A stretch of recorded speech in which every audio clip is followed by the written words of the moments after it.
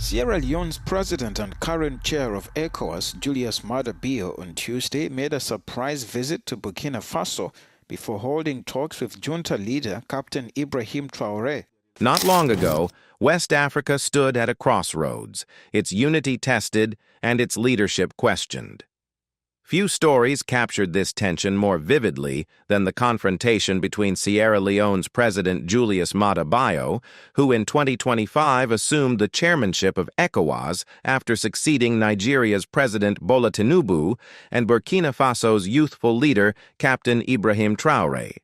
Bio, stepping into the role with the weight of history on his shoulders, saw it as his duty to defend the bloc's principles of constitutional order and democratic governance.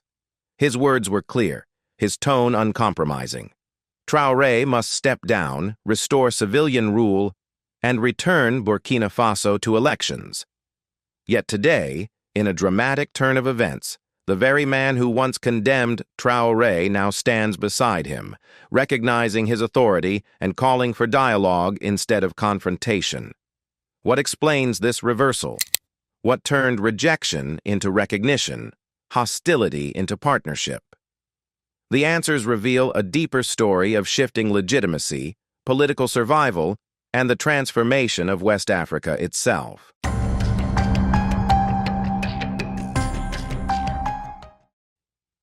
When Julius Maada Bio took over from Bola Tinubu as chairman of ECOWAS, the regional bloc was already under intense strain. In less than 5 years, 4 member states, Mali, Guinea, Niger, and Burkina Faso, had been rocked by military takeovers. What was once unthinkable had become almost routine. Soldiers stepping in, deposing presidents, and promising to defend their countries against insecurity and corruption. For ECOWAS, this wave of coups was more than a crisis. It was an existential threat. If the bloc failed to respond firmly, its authority would crumble. Bio accepted the role, believing he could stand as a defender of democratic principles. His task was not only to protect Sierra Leone's standing, but also to preserve the credibility of ECOWAS itself. At the heart of this struggle stood Captain Ibrahim Traoré, a 34-year-old soldier who had risen to power in Burkina Faso in 2022. His rise shocked many outside observers, but within his country it felt almost inevitable. Years of insecurity had left Burkina Faso bleeding. Armed groups controlled vast swathes of territory, villages were abandoned, and thousands of families were displaced. People felt abandoned by the politicians who had failed to protect them. Then came Traoré, a young officer who declared openly that he had no interest in personal power, but in defending his people against terrorism and exploitation. His words resonated with a population desperate for hope. To the youth, he became a symbol of defiance and a promise of sovereignty. To ECOWAS leaders, however, he was a dangerous precedent, proof that a soldier could seize power and win popular legitimacy. ECOWAS responded in the only way it knew how: pressure. Under Bio's leadership, the bloc issued deadlines, demanded timetables for elections, and threatened sanctions. The message was simple: comply or face isolation. But Traoré understood something far more powerful than deadlines: the will of his people. Each time ECOWAS tried to tighten the grip, he turned to his citizens, reframing the standoff as a struggle for survival. He told them plainly, "This is not the time for power games, it is the time to defend our nation." His stance ignited support across the country. Instead of crumbling under pressure, he grew stronger, buoyed by a population that saw him not as a usurper, but as a defender. The more ECOWAS pushed, the more Traoré resisted, and soon he found allies who shared his defiance. In Mali, Colonel Assimi Goïta had already faced down similar pressures. In Niger, General Abdourahmane Tiani had also turned away from ECOWAS demands. Together, they forged the Alliance of Sahel States, a coalition that transformed what once looked like isolated acts of rebellion into a unified front. They pledged military cooperation, political solidarity, and independence from outside dictates. For ECOWAS, this was a nightmare scenario. What was meant to isolate Traoré instead legitimized him as part of a broader movement. He was no longer a lone captain in Ouagadougou. He was one of three heads of state redefining the political map of West Africa. As sanctions hit, something unexpected happened. Instead of weakening support for these leaders, the sanctions fueled anger at ECOWAS itself.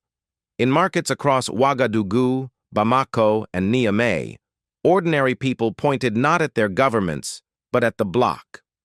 They accused ECOWAS of acting on behalf of foreign powers, punishing citizens instead of protecting them. Shortages and rising prices were not blamed on Traoré, Goïta, or Tiani. They were blamed on sanctions imposed by Bio and his colleagues. The more pressure ECOWAS applied, the more legitimacy it lost. For Julius Maada Bio, this reality became harder to ignore.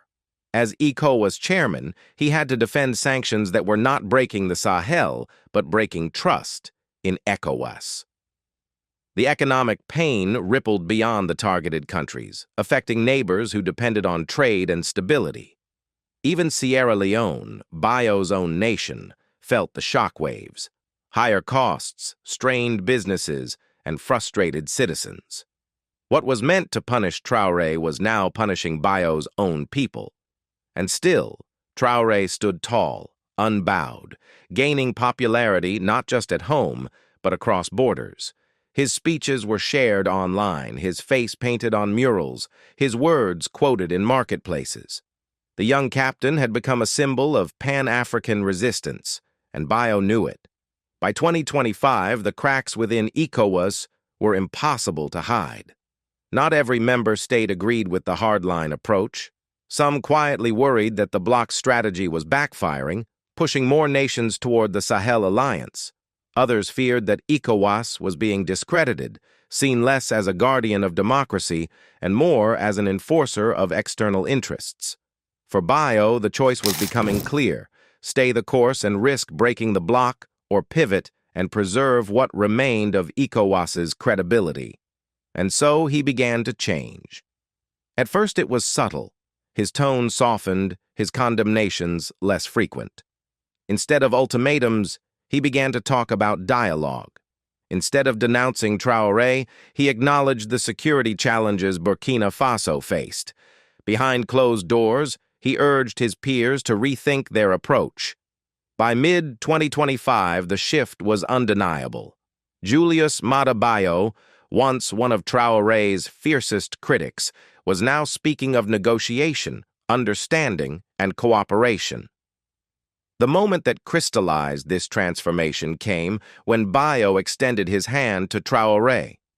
The handshake was more than symbolic. It was the recognition that the balance of power had shifted. ECOWAS was no longer dictating terms. It was adapting to a new reality. For Traoré, the handshake was vindication. For Bio, it was survival. For West Africa, it was history. This story is not simply about two men. It is about a region in transition. Yesterday, ECOWAS stood as the unquestioned authority. Today, the Alliance of Sahel States speaks with growing legitimacy, carrying the voices of millions who demand sovereignty and dignity. Traoré has become a symbol of resistance, and Bio's pivot reflects a broader truth. The old order is giving way to the new. What comes next remains uncertain. Will this new alliance bring lasting independence, unity, and development to the Sahel? Or will it deepen the divisions within West Africa, straining ECOWAS beyond repair? What is clear is that the tide has shifted. The people's voice is louder than ever, and leaders can no longer ignore it. Julius Maada Bio chose not to resist this tide, but to move with it. His transformation from critic to cautious ally tells us everything about where West Africa stands today. Brothers and sisters of Africa, this is more than a political drama. It is our collective story. It is the story of a region demanding sovereignty, of a people refusing to bow, of a continent determined to shape its own destiny. The handshake between Bio and Traoré will be remembered not as the end of a conflict, but as the beginning of a new chapter. West Africa will never be the same again. And as history unfolds, we must ask ourselves, will this movement lead to true liberation, or will it face new challenges of its own? One thing is certain, this is a moment that will define our generation. If you want to stay updated on every development, make sure to like this video, subscribe to Voice of Africa, and turn on notifications. The winds of change are sweeping across the continent, and you will not want to miss what comes next.